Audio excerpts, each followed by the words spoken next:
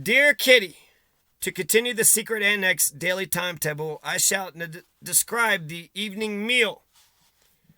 This is August 9th, 1943, on Monday. Mr. Van Dan begins. He is first to be served, takes a lot of everything if it is what he likes, usually talks at the same time, always gives his opinion as the only one worth listening to, and once he has spoken, it is irrevocable. Because if anyone dares to question it, then he flares up at once. So he could spit like a cat. I'd rather not argue, I could tell you. If you've once tried, you don't try again. He has the best opinion. He knows the most about everything. All right then, he has got brains, but self-satisfaction has reached a high grade with this gentleman. Madame, really I should remain silent. Some days, especially if there is a bad mood coming on, you can't look at her face. On closer examination, she is the guilty one in all the arguments, not the subject. Oh no, everyone prefers to remain aloof over that, but one could perhaps call her the kindler. Stirring up trouble, that's fun. Mrs. Frank against Anne, Margot against Daddy doesn't go quite so easily, but now at the table, Mrs. Van Dan doesn't go short, although she thinks so at times. The tiniest potatoes, the sweetest mouthful, the best of everything, picking over is her system. The others will get their turn. As long as I have the best, then talking, whether anyone is interested. Whether they are listening or not, that doesn't seem to matter. I suppose she thinks everyone is interested in what Mrs. Van Dan says. Coquettish smiles, behaving as if one knew everything, giving everyone a bit of advice and encouragement. That's sure to make a good impression. But if you look longer, then the good soon wears off. 1, she is industrious. 2, gay. 3, coquette. And occasionally pretty. This is Petronella Van Dan. The third table companion. One doesn't hear much from him. Young Mr. Van Dan is very quiet, doesn't draw much attention to himself. As for appetite, a D-A-N-A-I with 2 dots, D-E-A-N, vessel, which is never full, and after the heartiest meal declares quite calmly that he could have eaten double. Let's take a little break here.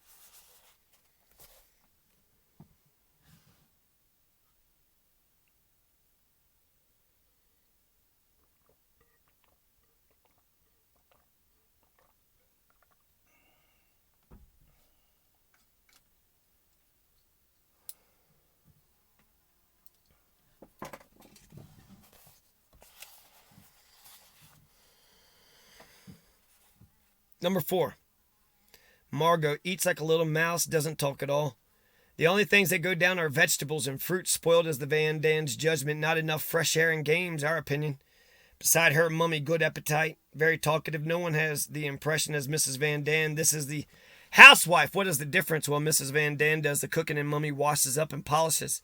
Number 6 and 7. I won't say much about Daddy and me. The former is the most unassuming of all at the table. He looks first to see if everyone else has something. He needs nothing himself, for the best things are for the children. He is the perfect example, and sitting beside him, the secret annex's bundle of nerves.